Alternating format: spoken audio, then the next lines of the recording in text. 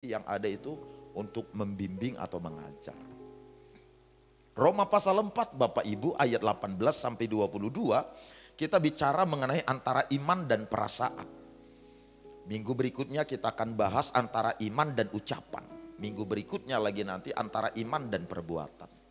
Hal-hal ini perlu kita bahas, kita dalami, kita gali karena ini sering kontra di kehidupan keseharian anak-anak Tuhan. Termasuk iman dan perasaan, dua hal yang sering berseberangan sehingga kadangkala kita ini malah didominasi oleh perasaan-perasaan kita bukan oleh apa yang kita imani. Karena tema kita sepanjang bulan ini bicara mengenai hidupi apa yang diimani. Nah, ini penting kita ngerti antara iman dan perasaan. Roma pasal 4 ayat 18 sampai 22 Bapak Ibu. Kalau saudara sudah membuka ayat Alkitabnya, kita baca bersama-sama dalam hitungan yang ketiga tentunya ya. Sekali lagi Roma pasal 4 18 sampai 22. 1, 2, 3, iya. Sebab sekalipun tidak ada dasar untuk berharap, namun Abraham berharap juga dan percaya bahwa ia akan menjadi bapa banyak bangsa menurut yang telah difirmankan.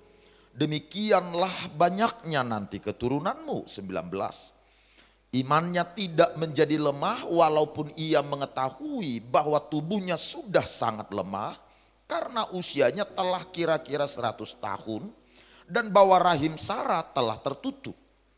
Tetapi terhadap janji Allah ia tidak bimbang karena ketidakpercayaan, malah ia diperkuat dalam imannya dan ia memuliakan Allah. 21. Dengan penuh keyakinan bahwa Allah berkuasa untuk melaksanakan apa yang telah ia janjikan, karena itu hal ini diperhitungkan kepadanya sebagai kebenaran. Bapak dan Ibu, sahabat-sahabat sekalian, dari beberapa ayat Alkitab yang kita baca ini, saya mengajak kita memfokuskan perhatian kita kepada apa yang dicatat dalam ayat 18, ayat yang kita baca barusan.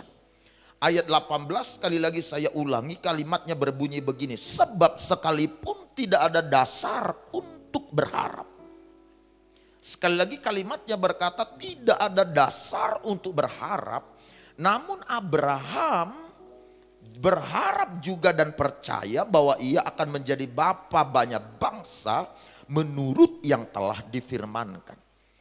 Nah, kata sekalipun tidak ada dasar untuk berharap, namun Abraham berharap juga dan percaya. Kalimat ini menjelaskan pada kita sekalian bagaimana Abraham berhasil menangani konflik yang terjadi antara iman dan perasaan yang ada di dalamnya.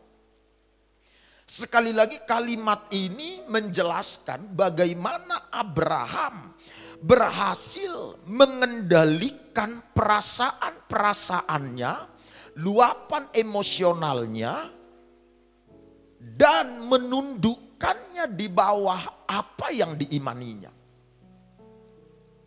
Kalimat yang berkata sekalipun tidak ada dasar untuk Abraham berharap, namun Abraham berharap juga dan percaya.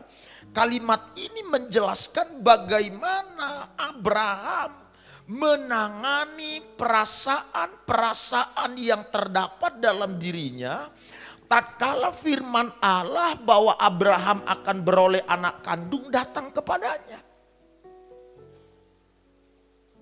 Walau pikiran dan perasaan Abraham sebenarnya melaporkan hal yang lain dari apa yang didengarnya dari firman Allah. Pikiran serta perasaan Abraham melaporkan atau memperhadapkan sesuatu yang berbeda kepada Abraham. Berbeda dari apa yang disampaikan oleh Allah tentang hari esok Abraham. Tetapi ternyata Abraham lebih menaruh percaya pada apa yang dia dengar dari Tuhan daripada apa yang dilaporkan oleh pikiran serta perasaannya. Abraham bisa saja menyetujui apa yang dilaporkan oleh pikiran serta perasaan Abraham. bahwa Abraham sudah lemah secara fisik. Pikiran dan perasaan Abraham mungkin menyampaikan Sarah pun sudah lewat usia untuk masa-masa melahirkan. Apa yang disampaikan oleh pikiran dan perasaan atau oleh hal-hal yang lahiriah ini bisa saja diakomodasi atau diterima oleh Abraham untuk menjadi alat mempertimbangkan atau meragukan firman yang datang kepadanya bahwa Abraham akan menjadi bapak banyak bangsa. Walau kondisinya lemah, usianya telah 100 tahun. Sarah telah lewat masa-masa usia melahirkan. Tetapi ayat 19 ayat Alkitab yang kita baca berkata, Bapak Ibu Saudara-saudara, imannya tidak menjadi lemah walaupun ia mengetahui bahwa tubuhnya sudah sangat lemah karena usianya telah kira-kira 100 tahun dan bahwa rahim Sarah telah tertutup. Perhatikan sekali lagi, imannya tidak menjadi lemah. Ini adalah dua hal yang bertentangan, dua hal yang berperang dalam dirinya Abraham. Perasaan atau pikiran atau apa yang terjadi secara lahiriah yang benar-benar dialaminya. Lalu apa yang dikatakan oleh Allah. Dua hal ini bertempur dalam diri Abraham. Karena itu Bapak Ibu sering sekali yang membuat iman kita tidak membuahkan kenyataan. Yang membuat iman kita tidak memberikan hasil, tidak memberikan manfaat dalam kehidupan kita sehari-hari. Sering sekali penyebabnya atau musuhnya, lawannya, kendalanya adalah perasaan kita. Perasaan-perasaan kita. Suara-suara yang berputar-putar di dalam pikiran kita. Bahkan apa yang kita temukan secara kasat mata. Luar biasanya Abraham ini walau tidak punya pendidikan tinggi, dia belum pernah menerima Alkitab dalam bentuk buku untuk dipelajari yang menjadi dasar bagi dia memiliki iman yang sehat dan tangguh. Iman Abraham tidak sedikit pun goyah imannya. Makanya tidak heran kalau kemudian Abraham ini disebut sebagai bapak orang beriman. Kalau saya dan saudara sekarang punya iman yang kuat, iman yang tangguh karena telah melihat banyak hal terjadi. Karena kita telah memiliki firman Allah yang menjadi kebutuhan utama daripada iman kita sehingga iman kita bisa bertumbuh dengan baik. Lalu dengan demikian iman kita sehat, iman kita kuat, kita bisa sembuhkan orang sakit. Kita dipakai Tuhan dengan luar biasa, itu normal Pak. Itu biasa. Makanya justru makin bingung kita kalau di zaman sekarang ini Alkitab sudah di tangan tapi orang masih takluk dengan perasaan. Ini malah membingungkan. Abraham gak punya Alkitab sebagai firman Allah. Firman hanya datang sewaktu-waktu kepadanya Bapak Ibu. Dan sebelumnya dia belum pernah mengalami atau melewati proses pendidikan kekristenan atau iman melalui sekolah minggu. Bahkan itu panggilan pertama datang kepada orang-orang di Ur-Kasdim. Datang kepada keluarga Abraham supaya mereka datang meninggalkan Ur-Kasdim lalu mengikuti petunjuk Allah. Itu panggilan yang pertama dan Abraham percaya. Abraham ketika dia menaruh percaya pada Allah. Pada apa yang difirmankan Allah. Dan ketika dia melihat fakta secara fisik dia sudah lemah. Kondisi tubuhnya sudah tidak memungkinkan menjadi bapak banyak bangsa. Melihat keturunan atau melihat istrinya memiliki atau melahirkan anak kandung. Ketika Abraham melihat semua ini dia tidak berpura-pura menyangkali apa yang ada di depan mata Bapak Ibu. Jadi Abraham ini gak pura-pura kelihatan tangguh, pura-pura kelihatan kuat, pura-pura kelihatan percaya pada apa yang dijanjikan. Tidak. Dia tidak sedang berpura-pura menyangkal semua kelemahan fisik, gejolak atau laporan-laporan yang disampaikan oleh perasaannya, oleh pikirannya. Abraham tidak berpura-pura dengan semua itu. Yang Abraham pahami adalah bahwa Abraham yakin Allah berkuasa melakukan apa yang difirmankannya. Abraham memiliki satu hal ini. Allah berkuasa melakukan apa yang dijanjikannya. Oleh karena Abraham memiliki keyakinan Allah berkuasa melakukan apa yang difirmankan. Berkuasa melakukan apa yang dijanjikan. Karena itu dia tidak melihat keadaan fisik, kelemahan fisik, kondisi fisik sebagai sesuatu yang final. Abraham tidak membiarkan laporan pikiran, laporan perasaannya sebagai sesuatu yang final. Dia menaklukkan semua gejolak perasaan tersebut. Dan saudara lihat, ketika Abraham mempercayai bahwa Allah mampu, Allah sanggup melakukan apa yang difirmankannya, maka pada saat itulah apa yang dilakukan Abraham ini dipandang sebagai sesuatu yang benar di hadapan Allah. Dipandang sebagai kebenaran. Ini tidak hanya dalam hal Abraham akan beroleh anak kandung.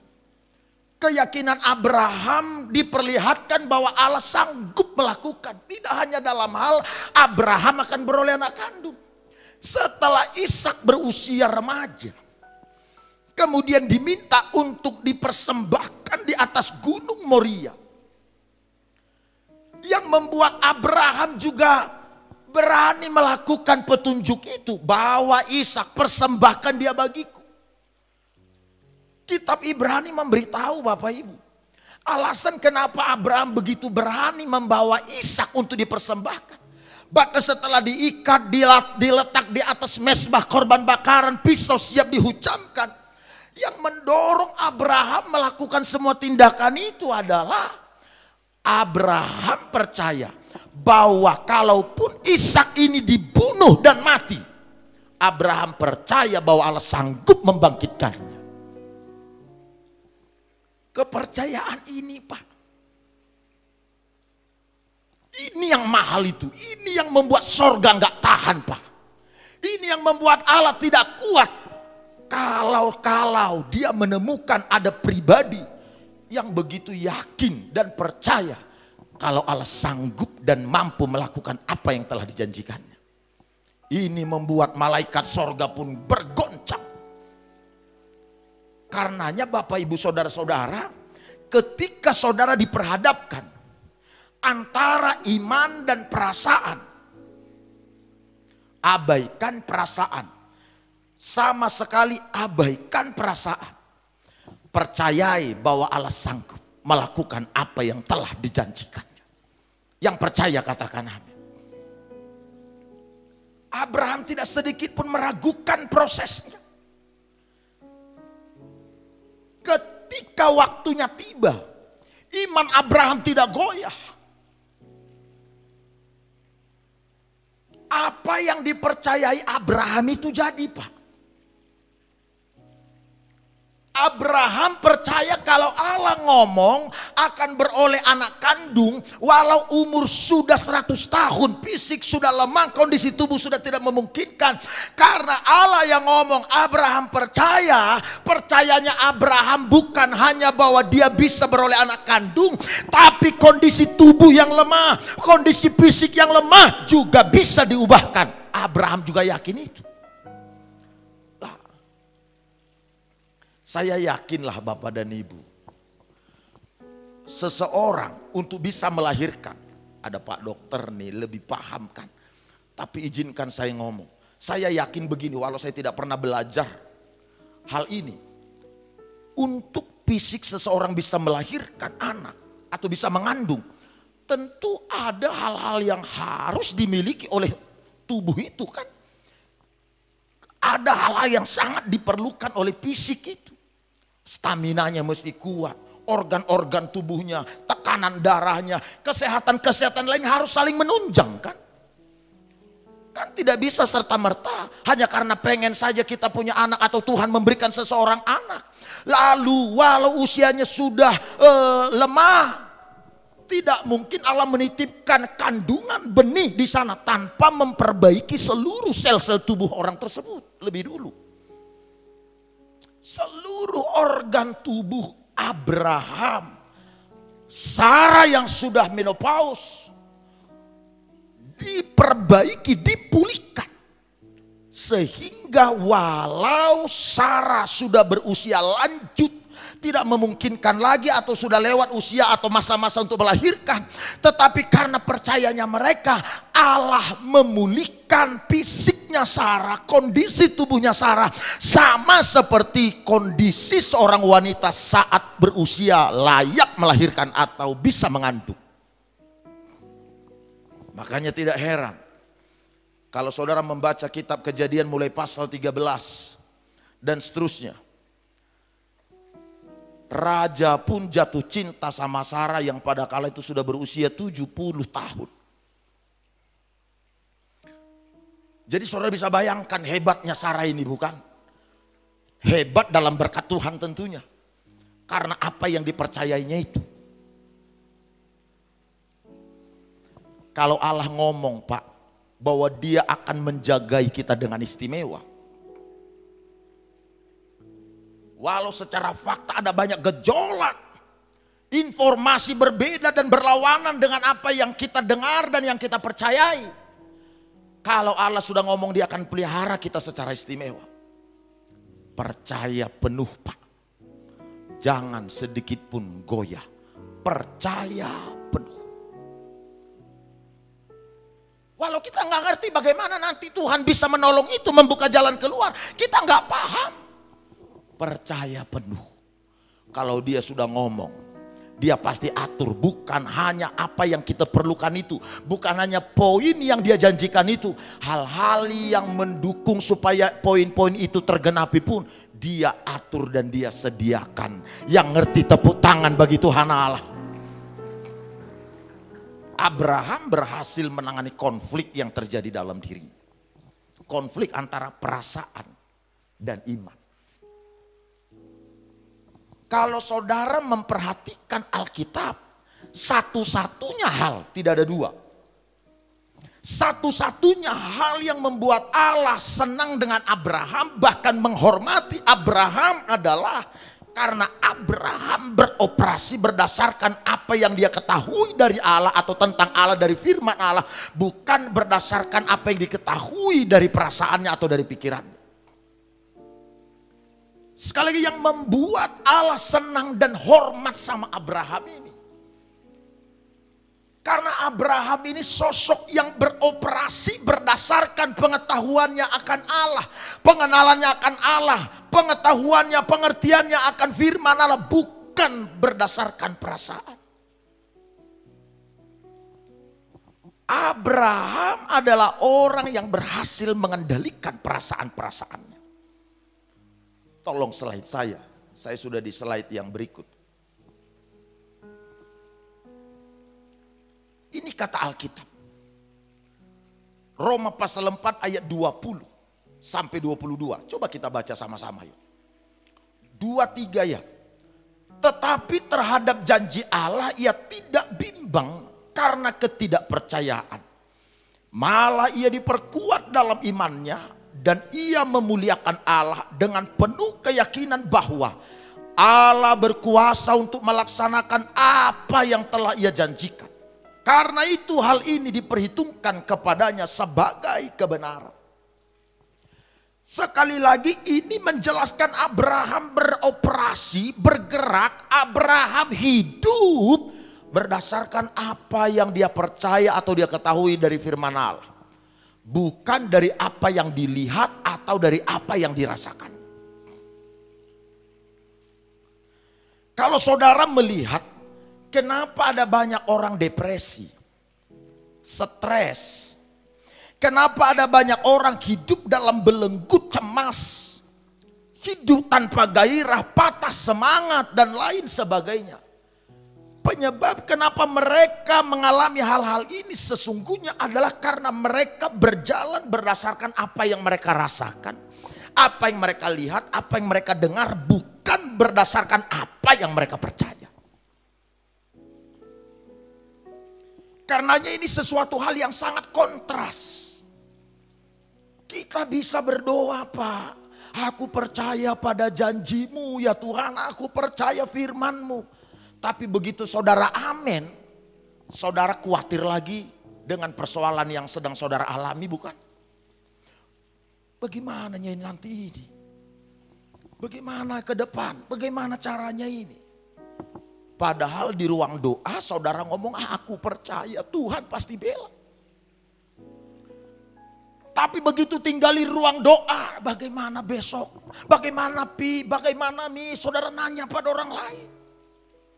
Apa namanya ini kalau bukan kontras, Pak? Berlawanan antara apa yang kita percayai dengan apa yang kita imani.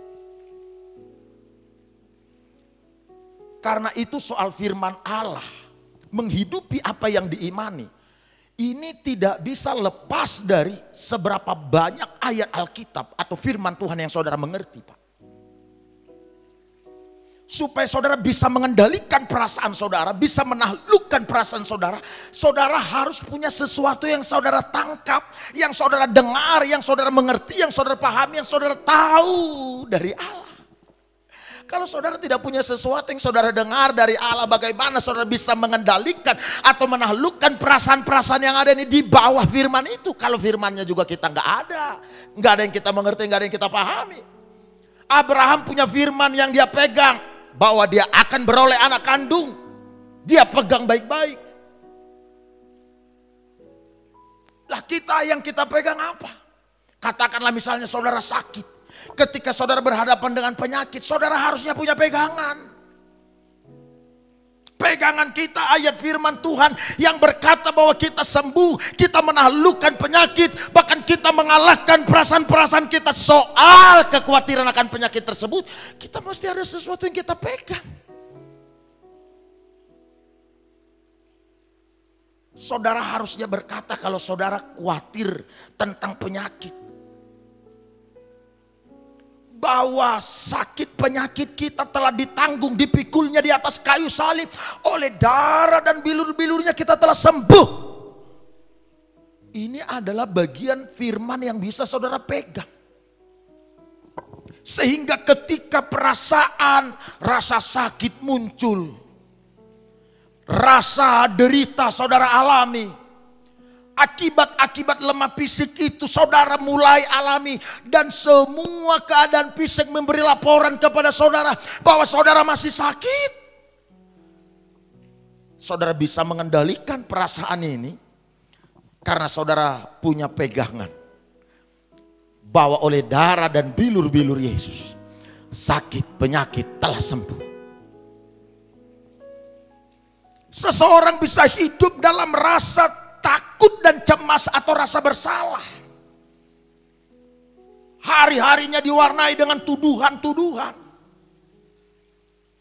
Supaya saudara bisa mengalahkan, menaklukkan perasaan seperti ini, saudara harus punya pegangan dari bagian firman. Pegangannya apa?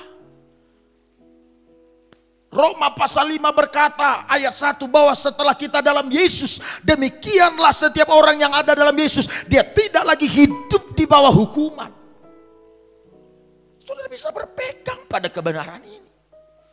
Sehingga rasa bersalah, rasa takut, rasa cemas yang menuduh, yang membayang-bayangi, bisa saudara taklukkan, saudara kendalikan. Karena saudara punya sesuatu yang saudara pegang, yaitu firman Allah. Yang paham sejauh ini boleh ngomong amin. Makanya Pak, kami dulu waktu baru-baru sekolah pendeta saya, setiap hari harus hafal ayat Alkitab sebanyak-banyaknya. Saya baru ngerti di kemudian, kenapa kami dipaksa, tanda petik loh, dipaksa tiap pagi hafal ayat Alkitab. Maju ke depan satu-satu. Bukan supaya kami menguasai ayat-ayat Alkitab untuk dihotbahkan. Bukan itu saja ternyata. Tujuannya lain adalah supaya kami bisa menaklukkan pikiran, perasaan, suara-suara yang datang, yakni suara-suara yang bertentangan dengan firman. Setiap pagi hafal, Pak. Maju ke depan. Setiap hari, bayangkan 2 tahun saya sekolah itu, sekolah penginjil itu. Setiap malam hafal ayat Alkitab, bolak-balik hafal Alkitab. Makanya kami berlomba-lomba mencari atau menemukan ayat-ayat Alkitab yang paling pendek supaya lebih banyak dihafal. Karena nggak ngerti tujuannya, jadi kita pikir itu cuma tugas untuk bisa mendapat nilai. Ternyata tidak. Supaya kami punya pegangan. Saya ingat waktu SD, semua kita dipaksa menghafal sampai lelah-lelah, bahkan mungkin sampai nangis-nangis. Dihafal kali-kali kan. Ini kan mata pelajaran yang tidak ada teori apapun kecuali hanya dihafal. Iya toh, kali-kali. 1 kali 1, 1. 1 kali 2, 2. Sampai 10 kali 10. Saya sadar matematika salah satu pelajaran yang saya tidak suka pada kala itu. Yang tidak saya suka itu adalah ya kali-kali. Maka saya nggak pintar kali-kalikan orang, Pak. Ini dikali ini saya nggak pintar. Kita dicekokin mata pelajaran satu ini harus hafal kan, wajib dong, hafal. Kenapa kita diminta harus menghafal itu? Supaya ketika satu saat ditanya 7 kali 7 berapa? Mudah kita menjawabnya. Tidak lagi kita terbata-bata, bingung bahkan, tidak lagi. Bahkan ketika gempa datang, goncangan datang, gelap terjadi, ditanya, "Hei Ruben, 7 kali 7 berapa?" Langsung dengan gampang kita menjawabnya. Berapa ya? 49, betul ya? Dengan mudah kita menjawabnya, 7 kali 7 berapa? Saat kala goncangan gempa datang atau suasana gelap sekali, 7 kali 7 berapa? Ruben, langsung saya jawab 49. Gak perlu mikir lagi karena itu sudah menyatu di hati, di dada, di hidup.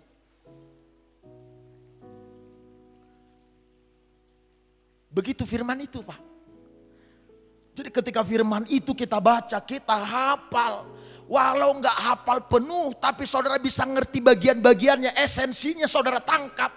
Intinya saudara tangkap. Lalu ketika saudara diperhadapkan dengan goncangan, tantangan, mudah buat saudara mengeluarkan apa yang saudara pahami ini dan menjadikannya menjadi pegangan. Yang mengerti tepuk tangan bagi Tuhan Allah. Yang percaya katakan amin. Itu yang membuat kita bisa menaklukkan suasana-suasana perasaan atau luapan perasaan ini.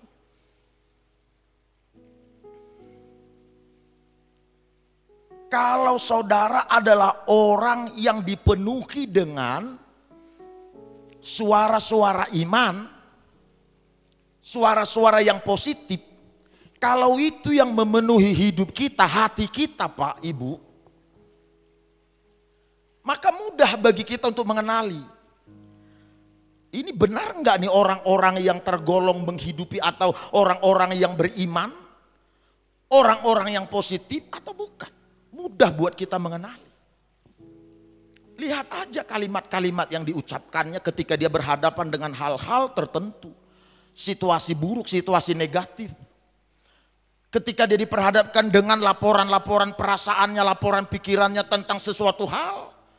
Apa yang dia pikirkan, apa yang dia perkatakan. Itu cara untuk mengenali seseorang. Apakah ini orang yang beriman, orang yang positif berpikirnya, atau orang yang sebaliknya.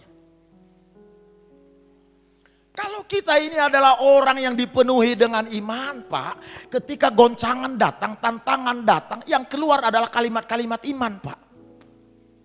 Ini nggak bisa dipungkiri, pasti begitu. Yang keluar kalimat-kalimat iman. Saya yakin Tuhan pasti bela. Saya yakin ini cuma musim saja. Saya yakin akan segera berlalu seperti yang kemarin-kemarin, persoalan-persoalan yang lalu. Saya yakin juga akan sembuh. Saya yakin Tuhan tidak merancang kita hidup dalam kekalahan terus-menerus. Kalimat-kalimat ini akan terucap.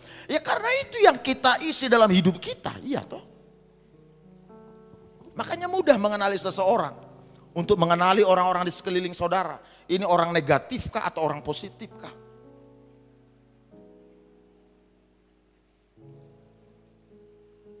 Jadi kalau dengar firman itu pentingnya ini. Salah satu ya begini. Supaya bagian firman yang tadinya kita tidak pahami akhirnya kita mengerti. Apa yang kita mengerti itulah yang akan memerdekakan kita tatkala kita diperhadapkan dengan hal-hal yang bersifat kesukaran, bersifat tekanan, bersifat kesulitan dan lain sebagainya. Saya sampai sekarang sih masih berusaha membaca Alkitab berkali-kali sampai menyelesaikannya. Sekarang saya sudah tiba di kitab Yehezkiel. Habis Yehezkiel Ratapan, Yehezkiel, sorry. Pokoknya ya Yehezkiel. Saya sudah tiba di kitab Nabi besar yaitu Yehezkiel. Ayat Alkitab yang saya baca itu saya kasih tanda supaya memastikan kalau saya bacanya nggak lompat-lompat. Tertib. Karena aku pikir apa lagi Pak yang jadi pegangan di hidup ini, di dunia ini. Nggak ada kecuali firman itu. Alkitab udah ngomong semua akan digoncang loh. Hanya firman yang akan tinggal tetap ketika goncangan datang.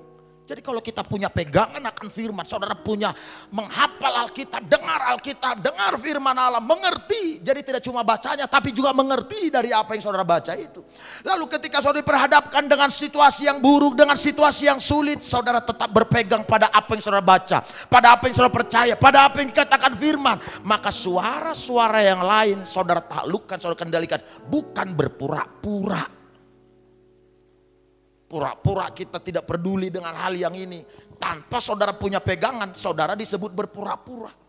Kalau saudara punya pegangan firman, ini yang membuat saya tidak mempercayai apa kata perasaanku ini, apa kata pikiranku ini. Ini yang membuat saya menolak mengikuti atau dikendalikan oleh semua perasaan-perasaan ini. Itu namanya tidak berpura-pura karena saudara punya fakta. Begini Bapak Ibu. Perasaan dia fokusnya atau berpusat kepada apa yang ada di depan mata. Perasaan, pikiran.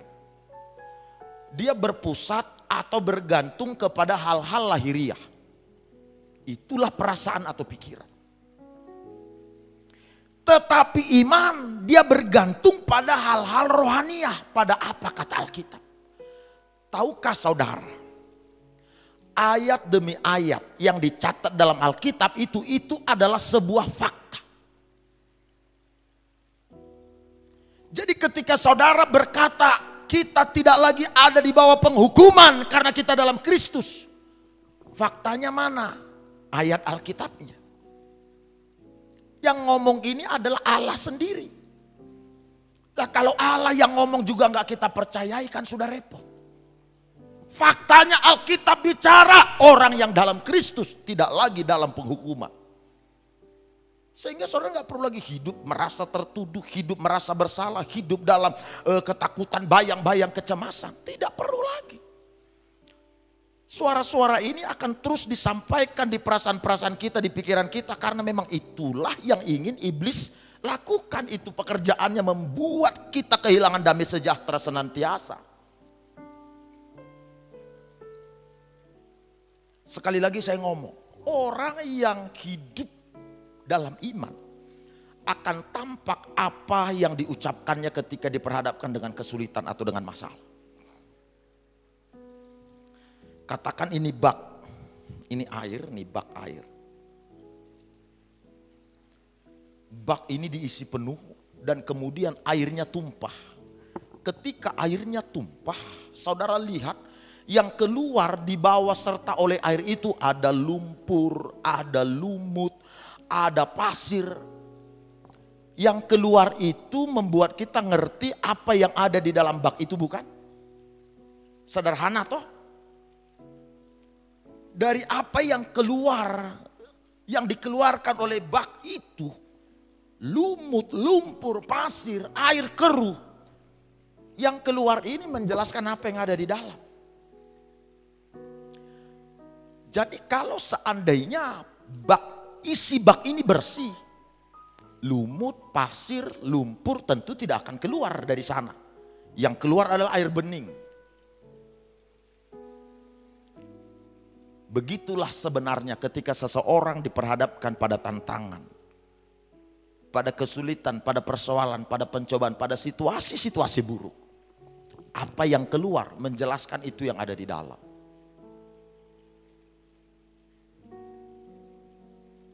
Tolong diklik.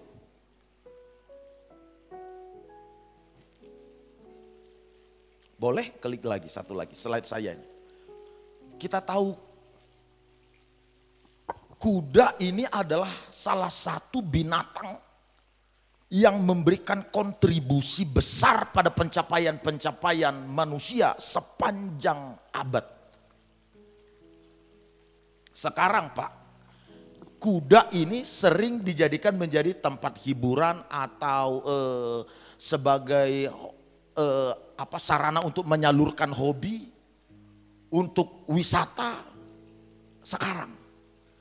Tapi pada abad-abad tertentu, kuda ini memiliki peran penting dalam perjalanan kehidupan manusia.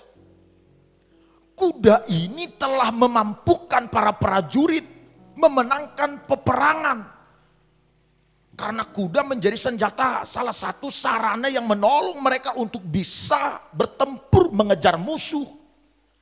Menjadi alat tempur, Pak, alat perang.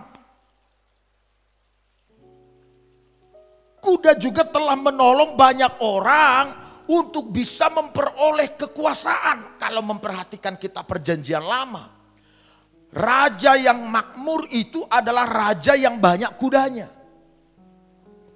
Raja Salomo, Raja Daud, raja-raja lainnya di Israel. Semakin banyak kuda mereka, menjelaskan semakin sukses kerajaan itu. Kuda juga telah membantu banyak orang melakukan apa yang tidak bisa dilakukan oleh orang-orang.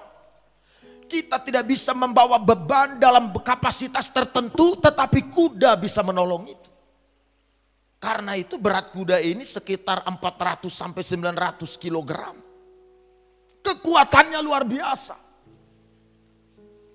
Tapi dengar, kekuatan kuda luar biasa ini kalau dia tidak bisa dikendalikan, kekuatan ini bisa menghancurkan. Makanya orang-orang itu selalu disampaikan bahwa kuda itu harus bisa dikekang.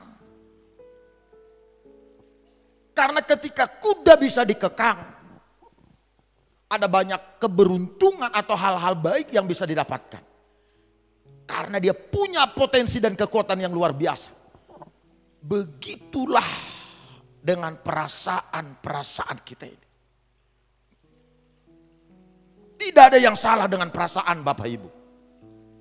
Tidak ada yang salah. Bahkan saya harus ngomong,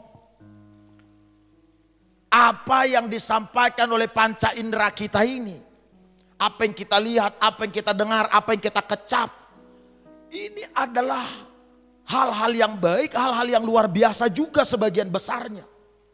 Panca indera kita ini telah menolong kita untuk bisa menjalani hari-hari dengan sukacita, memberikan informasi-informasi yang membantu kita bisa bahagia, bisa damai sejahtera. Ada banyak hal yang sudah dikerjakan oleh panca indera kita ini, oleh perasaan-perasaan ini, Pak. Perasaan tidak ada salah.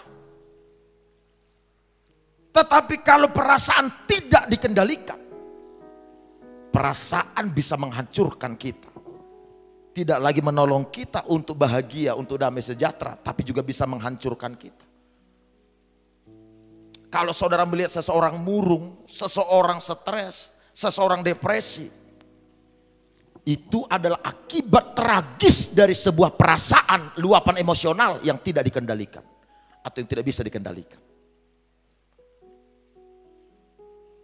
Karenanya perasaan harus takluk pada fakta. Fakta apa kata Alkitab? Apa kata firman Allah? Bukan fakta apa yang di depan mata.